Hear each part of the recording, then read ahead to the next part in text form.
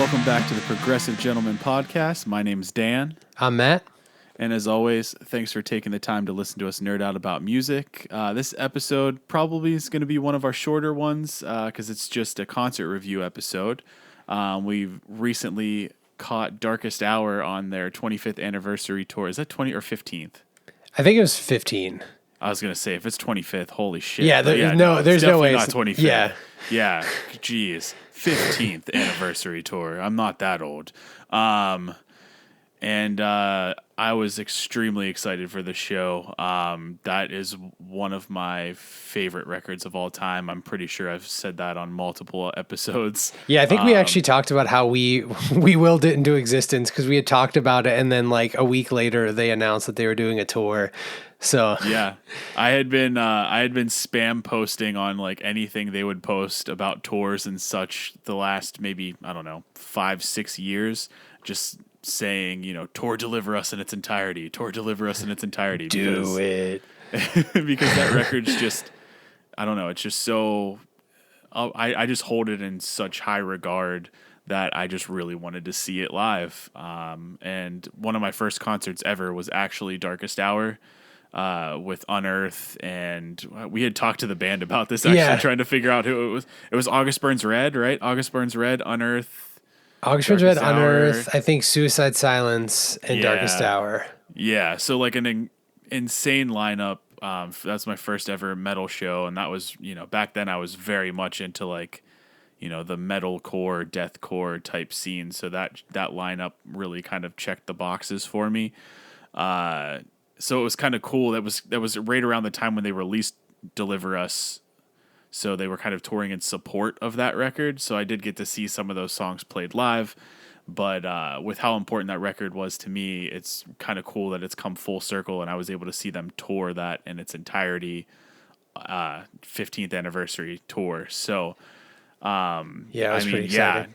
A lot of hype just going into it. So, this was actually at a venue we had never been to before. I don't know if it's newer or if it's just now all of a sudden they're getting tours because Pittsburgh's kind of weird with like venues right now. Yeah, I was wondering the same thing too. I haven't looked to see when it was founded, but I know like it seemed like kind of once things were opening back up from COVID that I started noticing a lot of like metal shows hitting the Craft House.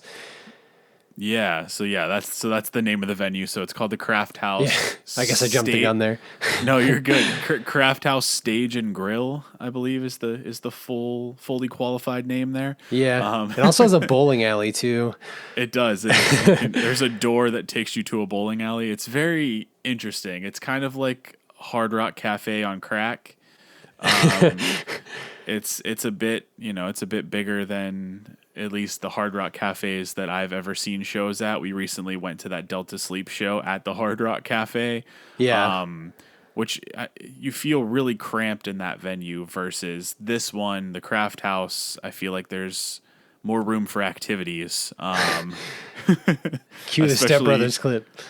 A lot of the hardcore metal fans, they like to have a lot of room for activities, whether that be, the slam dancing, if that's what you're into, or just moshing in general. And I did like that about this venue is even though, it's a stage and grill similar to like a Hard Rock Cafe where, people are eating apps and drinking beers and there's actual tables. It's essentially a restaurant. There's that, it's a larger stage area and a larger pit area. So where there's that separation from, the people who want to be up front moshing and such versus the people who just want to sit at a table, eat mozzarella sticks and drinking beer, which honestly, I have sort of, sometimes that's what I want to do. I don't know. I'm older now, so yeah, sometimes I just want to sit down at a table, eat mozzarella sticks, and have someone scream at me from a stage. That just sounds like an okay evening. Yeah,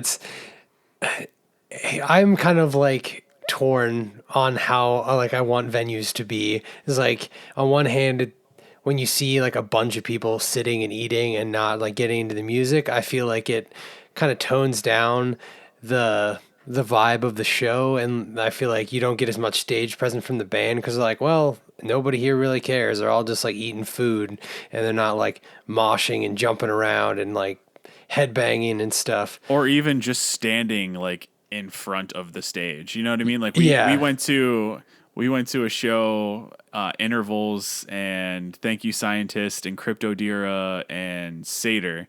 And that was at a venue that we had not been for a concert before, called Jurgles. And it was a similar situation. That venue is large. The stage area is a good size, like the pit area, for lack of a better, the standing area, is actually probably similar in size, if not maybe a little bigger than Craft House. I know it's deeper than Yeah. Craft House, but at that show, especially for the first three bands, or maybe just all the way up to Thank You Scientist, so maybe just the first two bands, there were maybe 5 or 6 people in the standing area, and everybody else was just Yeah. kind of, sitting at the bar, drinking beer, or sitting at tables and, eating mozzarella sticks like we keep joking about. But seriously, so, and you could tell that the band members noticed. I mean, they commented on it multiple times. Hope everyone's enjoying their dinner, stuff like that. Because it's essentially like it was as if they were kind of secondary to the mozzarella sticks and the beer. So, I feel like this venue kind of was a little bit better. Yeah, I definitely think so in too. that regard. I think there was, less people, and maybe it was just the show. Maybe more people were more interested in the show than they were their food. But without a larger sample size between either of those venues, it's hard to kind of draw that conclusion. But that's just kind of what it felt like at those shows. So it was nice to see, that separation between restaurant area and stage, and it was also nice to see a lot of people, if not everybody in that place, most of the people in the place kind of come up front for probably everyone except for maybe the local band, which still had enough people up there, more than the openers when we went to the interval show at Jurgles, in my opinion. Yeah, I definitely think it seemed like most people came in like kind of around doors and they like situated somewhere and got drinks and like ordered food Yeah, and ordered food, hit the merch table, stuff like that ahead of time, kind of posted up, having like a home base, which that part is nice. yeah, and so like they did that at the beginning and it seemed like kind of partway through the opener people started to come up to the like pit area, and then like by the time the next band came on, it seemed like a good bit of people were like finished up with eating and everything. So it was like, as the show went on, more and more people like filled the pit area. So I think it did work better. And I don't know if that's just like the people that were there that were more like gung ho and less wanting to eat food than like when we went to Jurgles, but it did give, I think, a better atmosphere and it felt a little more like alive than. Yeah. Yeah, for sure. Yeah, I agree completely. So first impressions of Craft House, pretty decent. I kind of wish that I didn't have to drive as far. Yeah. But that's a personal problem. That has nothing to do with anything else. So, definitely a venue that I would visit again for a show. And it worked out pretty well for that being kind of where we got to experience this tour. So, the opening band was a local band, Arcane Haven. I know they were doing local bands at pretty much every stop, and I also know that we're talking about this tour, reviewing this tour after it's over. I know that it's ended. I know it's going to the UK, though. I'm pretty sure they're playing Deliver Us in its entirety over there as well. So Oh, if cool. you're listening, I didn't if know you're that. listening from the UK, maybe there's a little bit more value to this. But if you missed out and you just kind of wanted to see how this was, there would have been a different local band for you. But our local band, Arcane Haven. So this is a band that I'm actually familiar with, though I hadn't listened to them in a good while.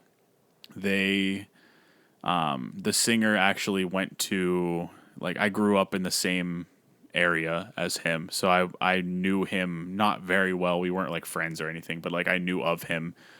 So whenever he started this band, I had obviously was already into like metal music, so I checked them out. They did like a cover of Paramore. I think they did Crush Crush Crush that I always thought was kind of cool. And then they were actually on the bill for, there was a big metal festival, metal hardcore festival that went around back in 2010 called Thrash and Burn. Oh, okay. And it was at a very weird venue back then too. It was an old roller rink. Um, and You just have like a roller derby beat down to they to the show. they should have rented skates for that. That would have been funny.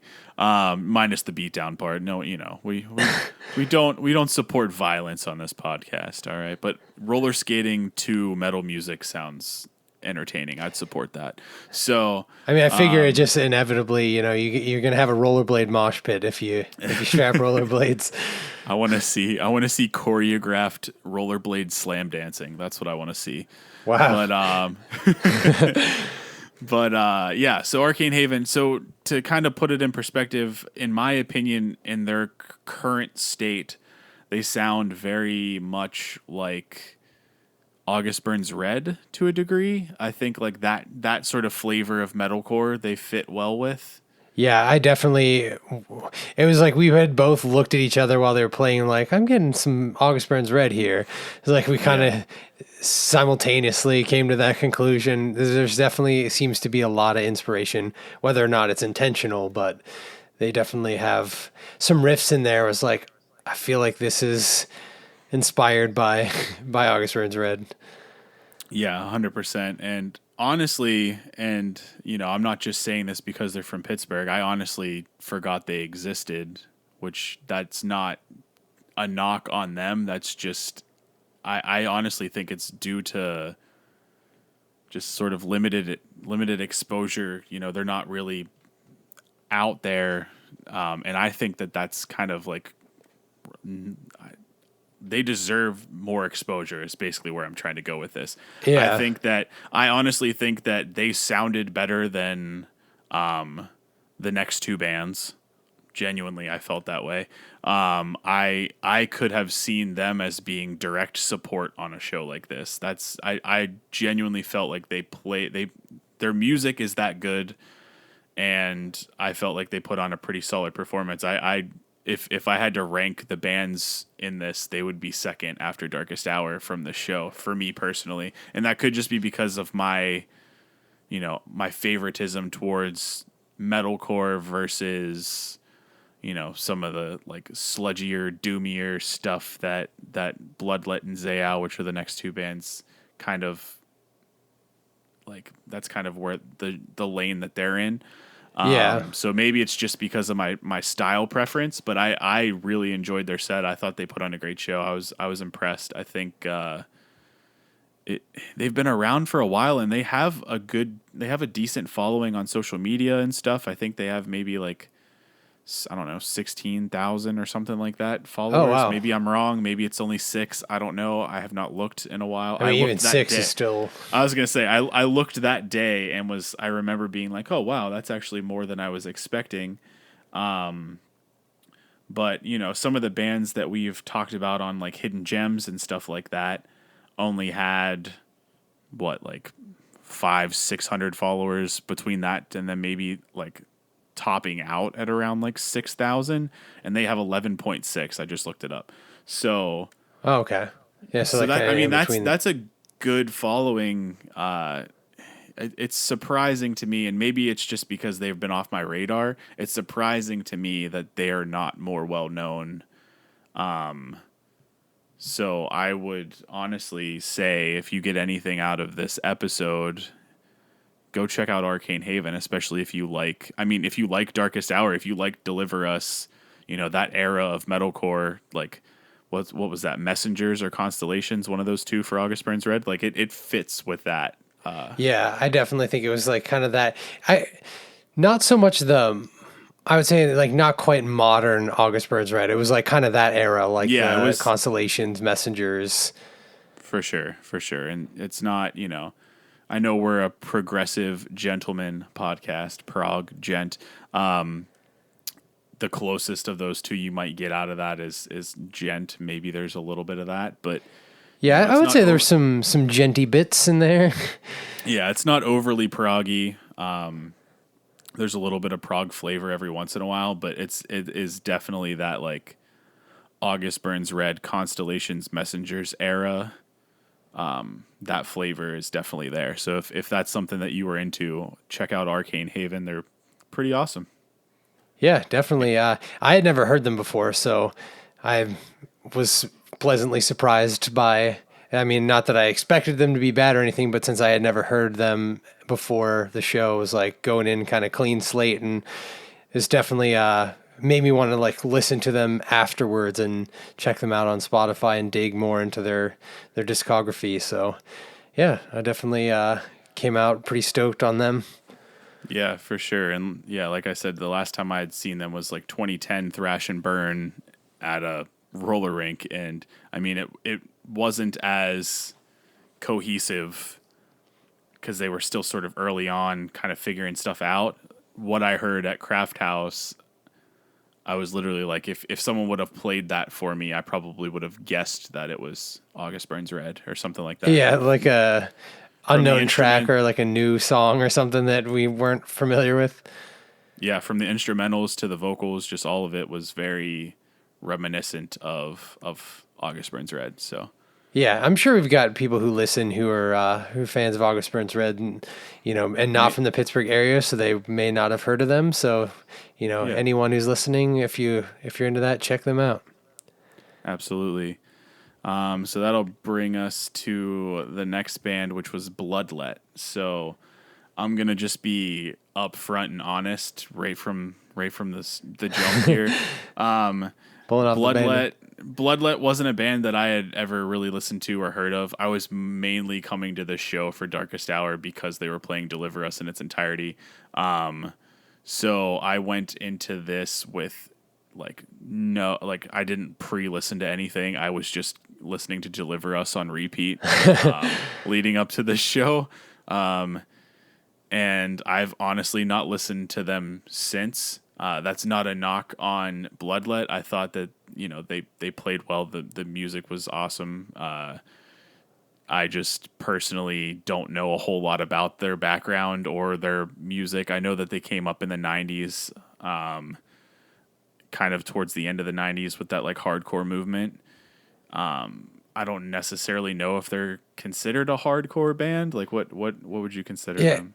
I would say that they definitely are like they sound like a hardcore band. There's like a little bit of that like sludge doom metal sound there. Like there were some parts where like the songs kind of had some like early Mastodon style riffs.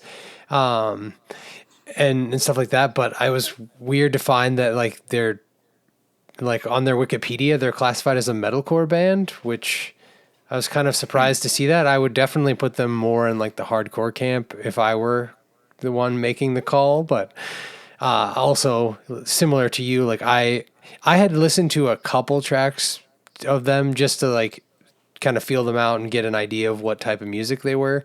And the two songs that I listened to sounded very like hardcore to me, and maybe they have some more metalcore tracks. But I kind of had the same feel that like they had a lot of energy and like it was fun watching them play and like the instrumentation was good.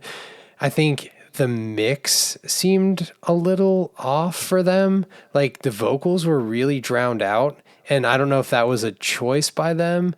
I mean, I know, like you said, since they came up in the '90s and they haven't put out an album recently, so their like recordings are older. I don't know if that's kind of like the sound that they're just going to keep with, or if, they wanted to make the vocals kind of sludgy and hardcorey on purpose or what, but I would have liked to hear more of the vocals and it not be quite drowned out as much by the instruments. Yeah, I did get that as well, just with the mix and whether or not that was intentional or if that was just something got screwed up between the guy running the audio and or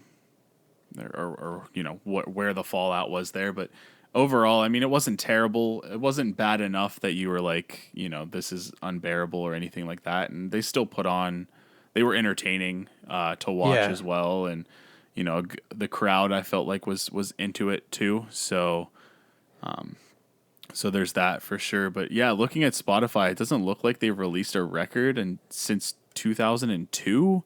And I don't know if that's just any record that they've made since 2002 just isn't on Spotify. And I guess like a quick Google search would probably answer that question for me. I don't know if I'm going to do that right now, but yeah, so that's kind of curious. And I see that they've released, what is it, maybe 3 singles since 2019. So it looks like they're working on a new record. So maybe this is just kind of them dipping their toes back in to both writing music and performing. If that's the case, I think that they did a great job. Even if it's not the case, like I said, it wasn't, a bad performance by any means or anything like that. I went into this show not knowing who they were, and maybe that's my fault. And just sort of not knowing what to expect. So that was my first Bloodlet experience, was seeing them live, and I like I said, I liked it. I'm definitely gonna, if they drop this full album in 2022, it's definitely on my radar to check out. So I think that is going to be the case. If not, definitely check out their 3 newest singles. One's called Stealing Fire, one's called Viper in Hand, and the other one is called Choking on the Peat. Definitely give those a listen and keep an eye out for a full record. It seems like that's what they're kind of building up to. Yeah, I mean, 3 singles. It drop. Seems like they're like Probably close. Yeah, and like we said before, neither of us have really listened to them a ton, and like I don't follow them on social media to see if they've posted that or have already announced a release date for the album, but just based on the fact that they have 3 singles, that's like a third of an album, so they got to be like on the horizon, I would guess. Yeah, they only have 3,565 monthly listeners on Spotify. That is low. Huh. So I'm thinking maybe these guys just didn't have a Spotify presence, because it seemed like, I don't know, it seemed like a lot of people knew who they were at the show. Yeah. But regardless, definitely check them out. Check out their 3 newest singles that they've dropped since 2019, one of which they dropped not that long ago in 2022, and then keep an eye out for a full record. It seems like that's what they're building up to. So, after Bloodlet's set, we actually, I don't know if we want to talk about this part now or not, but I'm just going to do it anyways. So I figured talk in order of like what we experienced, So we subscribed to Darkest Hour's Patreon, and doing that, we actually got VIP passes to go and like hang out with the band and do like a Q&A and stuff, and a meet and greet and all that stuff. So that was kind of a cool experience. Yeah, it was fun. Yeah, I mean, I probably could have saved that till the Darkest Hour part, but I'm doing like order of experience here. So yeah, it makes sense. Between Bloodlet and Zao, we got to go back and hang out with Darkest Hour and chat with them a little bit. They follow the podcast, so thank you guys. If you're listening to this, we appreciate you. But honestly, those guys, for being kind of like heroes to me in a way, for writing a record that to me is top 10 of all time. They were just real down to earth guys. It was real cool. Talk to them about records and what they were listening to, and strangely enough, I don't know how strange it is. It seems like kind of a theme these days. Big into hip hop right now, which is kind of cool. Yeah. I was surprised by that. And what was the song? They were playing something on we went out to like the tent thing that they had, and they were like jamming to, was it like Wham or something? I honestly I forget don't who even it was. remember. But yeah, it's a very eclectic group of guys. They're all really cool, really down to earth, really personable.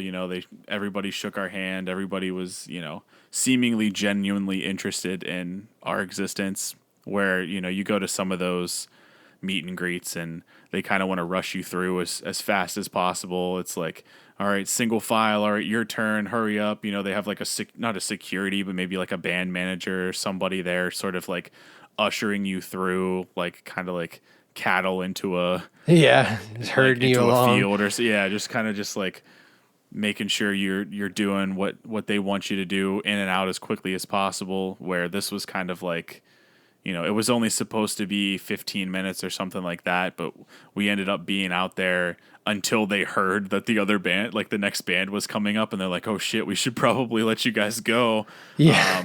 You know, but it was a cool interaction. One of the cooler VIP experiences that I've had at any show. You know, I've done them with Coheed and Cambria. There's my Coheed drop. The Contortionist, Between the Buried and Me, Polyphia. I don't remember what else, but those are the four off the top of my head. And every single one of those, minus maybe the Contortionist ones, because I feel like those guys are pretty personable too. But this one had more of like a, you know, backstage hangout feel than it did like a you paid for a service and you get your service and that's all you get and now you leave kind of thing. So I felt like it was a really cool way to do what they did. And, you know, we got signed posters. They signed my copy of Deliver Us on vinyl, which was really cool. And yeah, I mean, we talked to them about about the podcast and stuff, and, you know, Yeah, that was they really follow cool. us, which, yeah, it was just all really cool experience overall. And yeah, I figured that happened between Bloodlet and Zayo, and And I actually just yeah. thought about I didn't think about this before, but that was actually my first time doing a VIP experience for a concert. So, like, it was cool. Like, you know, that I know, like you said, sometimes it's like being herded and stuff. And Right. it's cool that my first experience was like, yeah, we basically just like chilled with them for, I don't know how long it was actually, because it was kind of just like, we went out, we were just like chit chatting, and then it was like, oh shit, time to go back in. So Right. it kind of like flew by. So it could have been 5 minutes. It could have been 25. I don't really know, but Right. Yeah, and you'll get to experience a little bit of what it feels like to be herded during a VIP experience whenever we do it for Coheed here in a couple weeks. And yeah. that's not a knock on those guys. Honestly, it might be because of how, like, where they did it, not where like location wise, but like where in the day that they did it. It was between two bands sets, where Coheed, being a bigger band with like a bigger production, which you've never seen them live, so you'll get to experience that too. They do it before the show, before doors open, so there is kind of like a urgency, I suppose, to like get through that before they open the floodgates and everyone comes in, because there's a lot more that those guys are doing to sort of prepare before the show. Yeah. So I think that's probably why that happens the way it happens, but they still are very, like, I feel like they're still personable in the limited amount of time you get with them. You kind of get ushered in, you go down the line of each of the members, and then you go back in line, and then you come back and take a photo, and then like, so it's a different experience, so you'll get to see that. But I like the way that Darkest Hour did it for their Patreon subscribers during this tour. So that it was very cool. I would be, honestly, I'd be interested to see if any other bands sort of adapt that model, or, you know, if Darkest Hour continues to do stuff like that at shows. It was kind of neat. Yeah. But It was definitely cool. so yeah, so after that we rushed back in because Zayo had started, and that's the next band. Local band, I'm pretty sure they came up in the Pittsburgh scene. Yeah, They've they been, were initially from West Virginia, but they, I guess, relocated to Greensburg, which, for those not familiar, it's kind of like basically extension of Pittsburgh, yeah, and more or it's, I less. think, probably even like coming up in West Virginia or whatever. There's likely, I mean, having been in West Virginia, there's not a whole lot, you know, outside of like Morgantown and like Berkeley and, Yeah, they probably were getting most of their like most of the scene was coming from like the yeah, Pittsburgh area. they were probably coming up and playing venues like Altar Bar and the Rex, you know, venues that don't exist anymore, but were pretty big back then. Diesel, Oh yeah, Club Diesel. Club Zoo. Did you ever go to Yeah. that venue? No, I didn't. I've been to Parkway I went Center to Mall. Diesel once. Yeah, but regardless, yeah. So there, I know that I know of Zayo, but full disclosure, again, they weren't really a band that I listened to much. Which maybe that's blasphemy from being from Pittsburgh and them sort of coming up in this area. But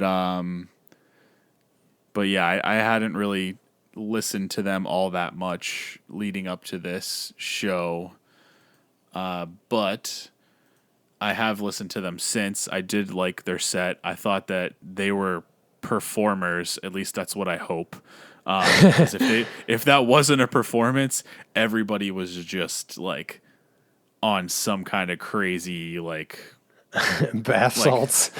literally like the guitarist. His eyes were rolled to the back of his head for like 80% of their set. Yeah, and when it wasn't that, he was like throwing his guitar around and like Yeah, yep. he was like at the one point he got on his hands and knees and he like it looked like he was raising the guitar up to like sacrifice it and stuff. I mean, they were definitely like an animated group and their stage presence was really good. But yeah, I was like, I don't know whether to be concerned by like what is about to happen to these dudes or if this is all just like, getting into the music and, creating a stage presence kind of thing. Yeah. But We it was didn't know fun though. if we were witnessing like someone being possessed or Yeah. if it was drug related or if it was just all an act. And honestly, had to have been all an act because we went over to the merch table after that and the guitarist, the one whose eyes were rolling into the back of his head and shit, was at the merch table like one of the most normal dudes I've ever. Yeah, he was just like chilling. Didn't he? Was just like had a glass of wine. I think I was gonna say sipping like a glass of wine, sitting there just talking like to everybody that came up. Which is I love bands that do that go to the merch table, talk to their fans, sign stuff for their fans, whatever. Like it's that's really cool. You don't get that at bigger shows just because it would be a train wreck. But at a smaller show, at a smaller venue like this, it's always cool to see bands that do that. And that was one thing that I really appreciated, especially with this being kind of their like local show. I do think that the crowd went very hard for them. Yeah. Probably because of that. I'm sure they had a lot of friends and family there. But a lot of people in this area know who they were, grew up listening to them, whatever it may be. And, I think Pittsburgh showed out for them for sure. Yeah, it's funny because like I didn't actually know they were from this area. I listened to them in high school a pretty good bit because their singer, he kind of has that like crazy vocal that I would say is kind of like early Emure, where it's like not human sounding. It's like he sounds like he's like some like reptile monster, kind of like. And it's so cool. Like it's one of the most unique vocals in metal, I think. And so I really dug them when I first heard them. And the Rising End, the first prophecy, was like the song that I always jammed by them. And thankfully they played it at the show, so I was pretty hyped about that. But I admittedly haven't listened to them much since then. But I do occasionally listen to the Bad Christian podcast, and I know they've been on there. Like they seem like they're pals with the guys on the Bad Christian podcast. So I've like heard interviews by them, and it was like, oh yeah, I've kind of forgot about Zayo, and I would like go back and listen to them and stuff. So like seeing them perform live was really cool, and like it got me putting them back into the rotation. And I mean, they just last year came out with the Crimson Corridor was their newest album, and there's some jams on there too. I like Ship of Theseus and Croatone are pretty awesome songs, and they put those on their set list as well. So it was a pretty awesome set list, and they had a great stage presence, so I really enjoyed them. Yeah, absolutely. Definitely check out the Crimson Corridor if you've not listened to them before, or just shuffle their discography, see what you find. But they definitely deserve the the hype that sort of were put around them for this show, at least in this area. I know some people were even saying like Darkest Hour should have given them some of their set time. Well, Darkest Hour couldn't have done that because their set time was set because it's an entire album. Yeah. You can't skip any songs there, but I did understand where they were coming from, and with how many people seemed to be there for them. Just overall the energy in the place whenever they played was fantastic, and I definitely am going to keep an eye out for them coming back and might check them out again. But yeah, if you've not heard of them, check them out. And moving on to the sort of the meat and potatoes, in my opinion, of this episode. Yeah. Darkest Hour headlining, playing Deliver Us in its entirety. It lived up to my expectations. I loved every second of it. We actually got to be on the rail for it, which was kind of cool. After Zayo was done playing, a lot of the like front area like cleared out to go get drinks or whatever they wanted to do, and we just swooped right in. And they left like a quarter section of that rail wide open, so it was hard not to make a move there. But gotta be on the rail. It was awesome. I mean, getting to see, just hearing Doomsayer just start, it just brought me back to the first time I saw them, because that's what they opened with that day too. And it was just coming full circle for me. Just what a way to open a show too. Like, it just right out of the gates, they're just diving in. And I know, and that's probably their most popular song. Demons might be, but it's probably those two. Like, yeah, I don't know which one based on the stats. Like, there's two of your first three songs right there, right? But yeah, but yeah, honestly, I wasn't sure how often they've been playing some of the songs on this record. Sadly, I have not seen them live since my first ever show. I've not seen them live since. So this was only my second time ever seeing them. The first time I saw them, they just released Deliver Us. So I was curious to see. I don't know how often they play songs like Tunguska or Fire in the Skies or Paradox with Flies. I was curious to see how sharp they would be, because some of those songs are pretty technical. Not that other music that they've released since hasn't been technical at all, but I feel like this, in my opinion, is their best record. So I was curious to see, how well they would still be able to perform these tracks live. And I thought they were pretty much spot on. Their drummer used to drum for Periphery, so I'm sure he's got all of the prog craziness in his repertoire from a drummer's perspective. So I'm sure he was able to easily knock these out, and he did. He's a beast of a drummer too. Oh yeah. And I think the only original members, I think, were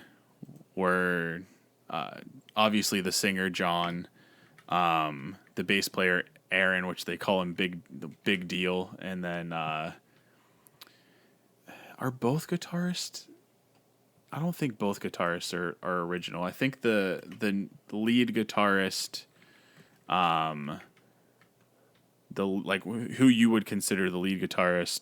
I honestly didn't know who to consider lead, because true, they both like shred. Because Mike he does shred, and I know he's an original member, Mike. I'm pretty confident the other guy came over from like the Faceless or something. Regardless, the Faceless, a very technical band. So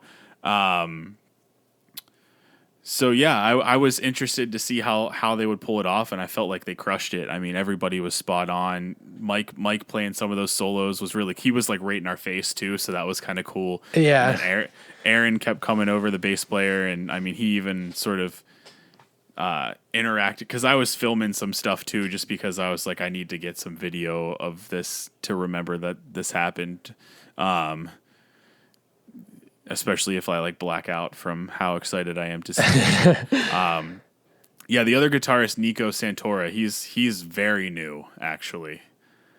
So the guitarist, I think, was Chris Norris, maybe, whenever they released this record.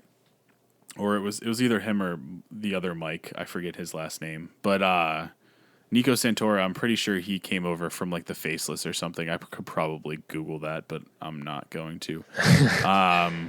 Yeah, it's... But yeah, honestly, these guys didn't miss a beat. I'm sure they play Demons and Doomsayer a lot, so I figured that those would be the most polished tracks that they play. But my favorite tracks on this record are like Tunguska, Fire in the Skies, and Paradox with Flies, and they crushed all three of them. Yeah. They were very entertaining. Just like everything about that show was awesome. I keep cutting you off, and I'm sorry, so go ahead. No, that's all right. I was just going to say that the set list, I mean, obviously it was the album, but just every track they killed it with, and it was fun watching them play too. Like they were getting into it, and just watching him shred. And I think you said that he has the Flying V was like his new signature model. I don't know how new it is. I know that he's an ESP artist. Okay. So like he has his own signature ESP guitar that is it looks like a V, a Flying V or whatever those guitars are called, like the Gibson model. It kind of had the more like jagged V. It was almost like sort of like the Gibson V, but kind of like somewhere in between that and like a BC Rich kind of like jagged, like I don't know what they call them, but they have those like ones that look like you'll poke your eye out with them. Right. But yeah, and just watching him like do the like dive bombs with the whammy, I was just like, it was making me nervous that I was like, dude, it's gonna snap, it's gonna break. It's like either you're gonna break your strings or your tremolo is just gonna come right off. And it hung in there for dear life, but he definitely tested the boundaries for sure. It was fun watching though. Oh yeah, they were super entertaining, very engaging with the crowd, which was cool. And we got to experience a lot of that, being as close as we were. Fist bumps and whatever, and standing up close to the up on the speakers and shit, and getting real hovering the guitar over the crowd, and everything you expect at sort of a rock show or a metal show, whatever you want to call it, but. Yeah, it was an out of body experience for part of it, for sure, for me. Definitely brought me back, and I kind of wish every Darkest Hour show was them playing Deliver Us in its entirety. I guess that's not fair, because I mean I do like other Darkest Hour stuff, but that record for me is just real special. So a huge thank you to those guys for bringing that to a place that we could drive. I would have driven further if I needed to be honest. But bringing that to our city and just touring that record, thank you for doing that to the guys in Darkest Hour. And it was an awesome show. Like the one song that I was like, cause I know that they, like after they did the album in its entirety, they played, was it 2 or 3 other songs? I think it was just 2. 2. I'm pretty. They played. What did they play? It was With 1,000 Words to Say But One. Yeah, I think was one of. Yep. And I love that track, but I was kind of hoping they'd play Convalescence, because that's like the song by them that like I initially heard that got me into listening to them, and then obviously Deliver Us came out, and it was just like, all right, every one of these tracks is good, but Convalescence was like the first one that I heard.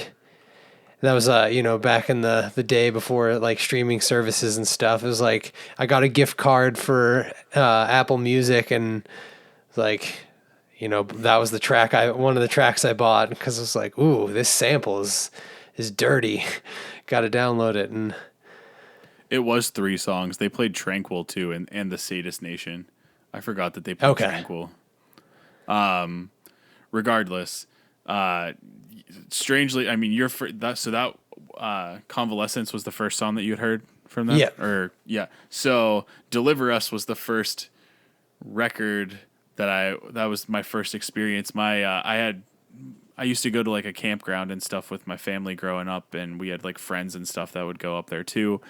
And one of my friends, Brandon Greening, actually got that CD. His dad was like big into metal and stuff, so like they kind of grew up listening to metal, where my dad was more into like classic rock stuff that we would consider classic rock now. So I didn't get a lot of exposure to like the heavier stuff. So they had actually bought a couple CDs at like FYE or some shit right before coming up there, and that was one of them. So my first Darkest Hour experience was actually listening to Deliver Us in its entirety. Oh, wow. Yeah, so it's just a full circle for me. That was the first time for my first exposure to them. My first ever metal show was them touring in support of that. Actually, I went with my friend Brandon that I was just talking about, and I'm pretty sure you were there, and a couple of our other friends were probably there. Who knows? Yeah, But, I definitely did go to that show because I remember when Unearth came on, the guitarist like put his foot out into the crowd and like basically like if I didn't put my hand up, he would have stepped on my head.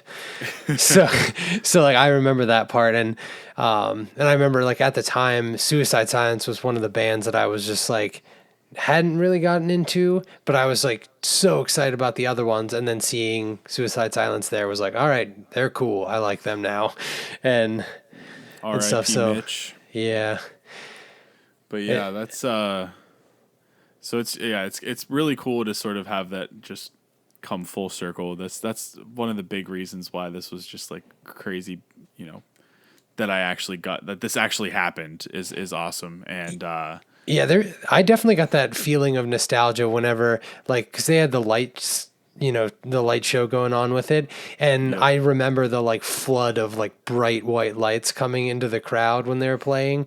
And like they had a similar light show, and it just like flooded me with that nostalgia of like seeing them play it with, August Burns Red and Suicide Silence and stuff. So even though it wasn't the first album I heard by them, it was the one that I got into by them the most.